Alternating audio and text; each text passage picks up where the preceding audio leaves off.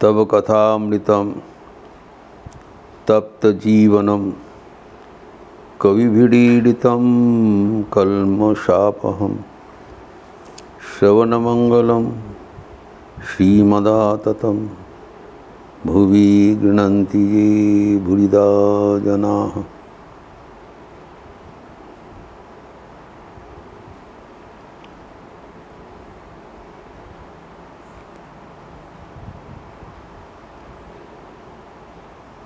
मन को नियंत्रण करने के लिए वैराग्य एवं अभ्यास जरूरी, ये बात चल रहा था। भगवद गीता की उद्धृत करके हम लोग देखे हैं। प्रखर मननशील एवं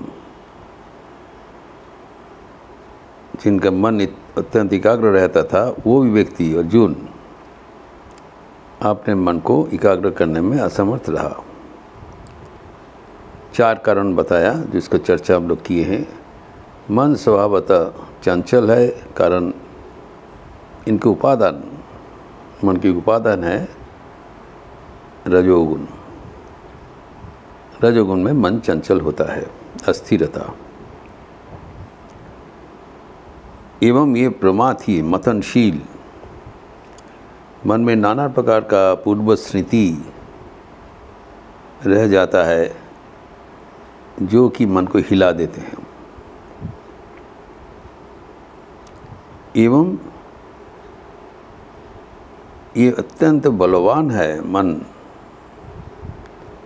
बलपूर्वक मन को हम नियंत्रण नहीं कर सकते हैं।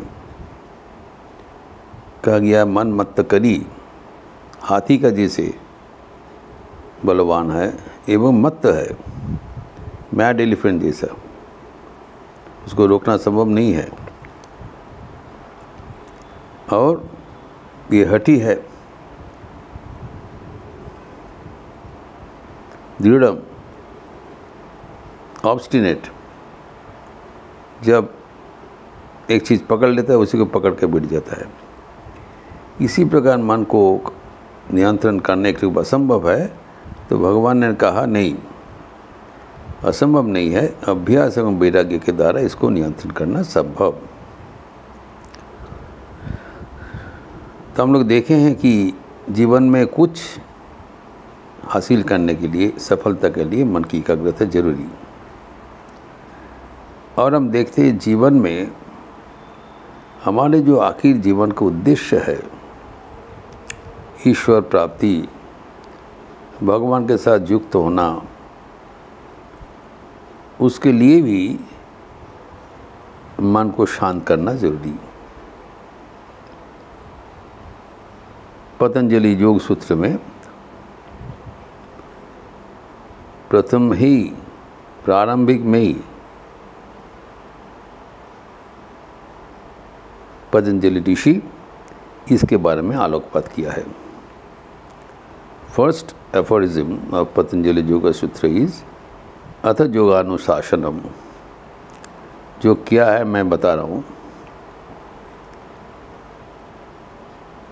योग चित्त वृत्ति निरोध, चित्त वृत्ति का निरोध का नाम ही योग है। अर्थात मन में जो वृत्तियाँ हैं उसको शांत करने का नाम ही योग है। इसके शांत करने के माध्यम से ही हम भगवान के पास पहुंच जाते हैं। कितने ऊंचा दरवाज़ा दिया है। तो वृत्ति किसको कहलाता है? मन का जो खंड खंड ज्ञान का अवस्था है उसी को वृत्ति या प्रत्यय कहलाता है।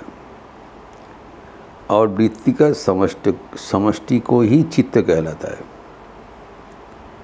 तो मन का जो वृत्तियाँ अगर उसको शांत कर लिया जाए, तो अभी अशांत है, the mind is full of vibrations, तो अगर शांत कर लिया जाए तब वो हमें भगवान के साथ युक्त कर देते हैं। योग चित्त वृत्ति निरोध। तभी पतंजलि इसमें डिटेल्ड व्याख्यान दिया है कि ये जो वृत्तियाँ हैं, मन का वृत्तियाँ हैं 5 प्रकार। एक है क्षिप्त, मूढ़ विक्षिप्त एकाग्र निरुद्ध। क्षिप्त मतलब मन की अस्थिर अवस्था, अत्यंत अस्थिर अवस्था। Mind is not able to concentrate on any object. मन का प्राथमिक अवस्था अत्यंत अस्थिर। और मूढ़ है मन कोई विषय में मुग्ध हो गया, डेज्ड। उनका अपना जो कोई शक्ति है उसका नहीं है, इज डेज्ड और इज एक्सट्रीमली रेस्टलेस। जब हम मन को शांत करने चाहते हैं तब मन का जो तृतीय अवस्था होता है उसको कहलाता है विक्षिप्त। विक्षिप्त का मतलब कभी स्थिर कभी अस्थिर, जो कि साधारण व्यक्ति का ही अवस्था है। Whenever we want to concentrate our mind on any object, we find sometimes it is steady, sometimes unsteady. बहुत प्रयास करके एक बिंदु पर मन को लाया, फिर अचानक चले गए, पता भी नहीं चलता है। अनेक समय के बाद पता चला रे मन कहाँ हम लगाए थे, हम ध्यान करने के लिए बैठे, मन कहाँ चले गए। तो मन का जो ये अवस्था है, इसको वश में लाना इतना आसान चीज़ नहीं है। तो क्षिप्त और विक्षिप्त का दो अवस्था बताया। क्षिप्त और मूढ़, उसके बाद में जब मन को कंट्रोल करने चाहा वो है विक्षिप्त। Gathering, you are trying to gather the mind, collect the mind to a particular point. जब एक बिंदु पर हम मन को स्थापन करने में समर्थ होते हैं, उसी को कहलाता है एकाग्र, one pointed, not concentrated, is one pointed. मतलब मन एक बिंदु पर स्थिर हुआ, वो भी कुछ समय के लिए, फिर चला जाता इधर उधर। तो मन को सब जगह से उठा के एक बिंदु पर स्थिर करने का नाम ही ध्यान है। ध्यान का प्रक्रिया में हम क्या करते हैं, मन को चारों ओर से उठा के एक बिंदु पर स्थापन करने का प्रयास करते हैं। Then is an attempt to make the mind concentrated on one point. Usually ये वन पॉइंट के लिए भगवान का कोई रूप, कोई नाम दिया जाता है, जिसको अवलंबन करते हुए मन को एक बिंदु पर स्थापन करने का प्रयास करते हैं। इसको ध्यान कहलाता है। तो ये चार अवस्था हो गया, क्षिप्त, मूढ़, विक्षिप्त एवं एकाग्र। मन जब एकाग्र हो जाते हैं तब एक आश्चर्य परिवर्तन होता है। मन के भीतर जो शक्तियां हैं वो विकसित हो जाते हैं। Mind has infinite power. मन चंचल है, इसलिए वो जो पावर है वो हमको महसूस नहीं होता है। मन का जो शक्ति है वो वेस्ट हो जाता है सिर्फ चंचलता के कारण। अगर मन को शांत किसी प्रक्रिया से किया जाए तब मन के भीतर जो छिपा हुआ असीम ऊर्जा है, अनंत शक्ति है, वो विकसित हो जाएंगे और वो मन को आप जहाँ लगाएंगे उसमें सफल हो जाएगा। एक उदाहरण के माध्यम से समझा जाता है। जो सूर्य रश्मि चारों ओर फैला हुआ है, उसका उतने उत्ताप हमें महसूस नहीं होता है, लेकिन वही रश्मि को अगर हम लेंस के माध्यम में एक बिंदु पर प्रतिफलित करें, फोकस करें, by lens if we focus the sun rays on one point, अगर लेंस इधर उधर भगते रहेंगे तो वो पॉइंट में तो नहीं होगा, लेकिन हम अगर वो लेंस ठीक करके पकड़े तो वो जो फोकस वो एक बिंदु पर स्थिर हो जाएगा।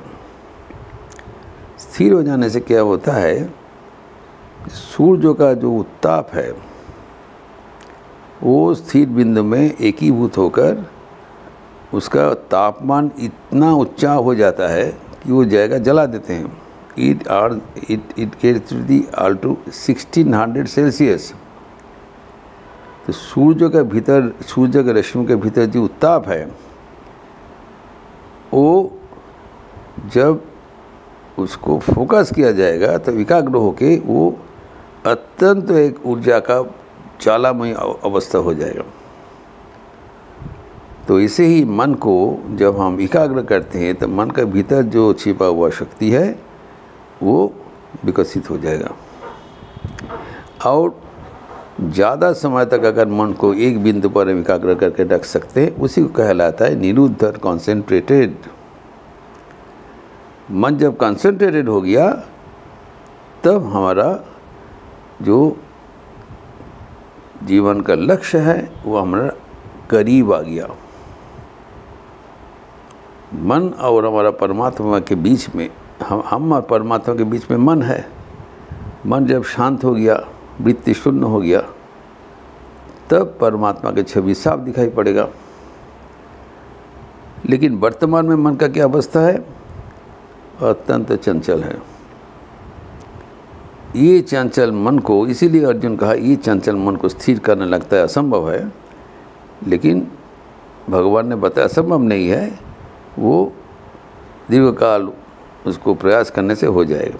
यहाँ पर भी पतंजलि ने कहा है यद्यपि मनस योग चित्तवृत्ति निरोध, तो कैसे निरोध होगा? अभ्यास और वैराग्याभ्याम तन्निरोध। एक ही बात बताया। वहाँ पर भगवद गीता में श्री कृष्ण ने कहा था अभ्यास है न तो कौन्तेय वैराग्य न गृह्यते। यहाँ पर भी पतंजलि कहे तो वही बात, अभ्यास वैराग्याभ्याम द्विवचन तन्निरोध।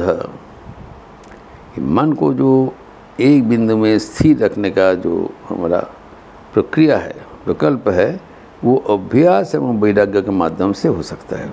तो अभ्यास मतलब बारंबार जो प्रयास करना, और वैराग्य का मतलब क्या है? अनात्म वस्तु से मन को विच्छिन्न करना, इसी को वैराग्य कहलाता है। मन अभी अनात्म वस्तु में उसको चिपक के बैठ गया। Mind is attach to the transient worldly thoughts, जो परिवर्तनशील जगत का जो अनात्म है, जो बराबर टिकने वाला नहीं है, दुनिया है। दुनिया का नाना प्रकार चिंतन से मन अभी युक्त हो गया। वो मन को जब ये अनात्म वस्तु से हटा के जो आत्म वस्तु है, जो परमात्मा है, जो भगवान है, उसके चरणों में अगर हम डायरेक्ट करें तब काम बन गया। तो अनात्म वस्तु से मन को हटाकर जो आत्म वस्तु है, जो ईश्वर है, उसमें अगर हम स्थापन करें एवं वहाँ पर रखने के लिए बारंबार प्रयास करें, तब हमारे जीवन लक्ष्य का ओर पहुँच गया, योग प्राप्ति हुआ। ये संभव है और ये अभ्यास एवं वैराग्य के माध्यम से होगा। तभी ये जो वैराग्य हमारे जीवन में कैसे पालन किया जाए, इसके बारे में भी पतंजलि यथेष्ट इंगित दिया है, व्याख्यान किया। उसका थोड़ा बहुत संक्षिप्त चर्चा हम इस प्रसंग के लिए करेंगे अगले दिन। ओम शांति शांति शांति। हरि ओम तत्सत। श्री राम कृष्णार्पणमस्तु। आज रविवार का अवसर है, जब यज्ञ तो चल ही रहा है। सुबह 5 से शाम को 8 बजे तक। अभी ये जो गॉस्पेल ऑफ श्री रामकृष्ण का जो संडे टॉक है 10:30 बजे से, विंटर शेड्यूल एवं युवाओं का व्यक्तित्व विकास के लिए जो स्वामी जी की भारतीय व्याख्यान से पाठ एवं निर्देशित ध्यान शाम को होगा ऑडिटोरियम पर 4:30 बजे से उसका होगा, क्योंकि आरती बहुत जल्दी हो रहा है। 6:15 बजे। और आज एक पावन तिथि है, स्वामी अभेदानंद जी का जन्म तिथि, काली महाराज का। तो उनका पावन जीवनी तथा वाणी का चर्चा होगा संधर्तिक उपरांत मंदिर में। सामूहिक भजन या आगमनी संगीत के परिवर्त में स्वामी अभेदानंद जी का जीवनी तथा वाणी पर चर्चा होगा, प्रवचन होगा। मेरा आप लोग सब स्वागत है। अच्छा रहिए, स्वस्थ रहिए, आनंद में रहिए। नमस्कार।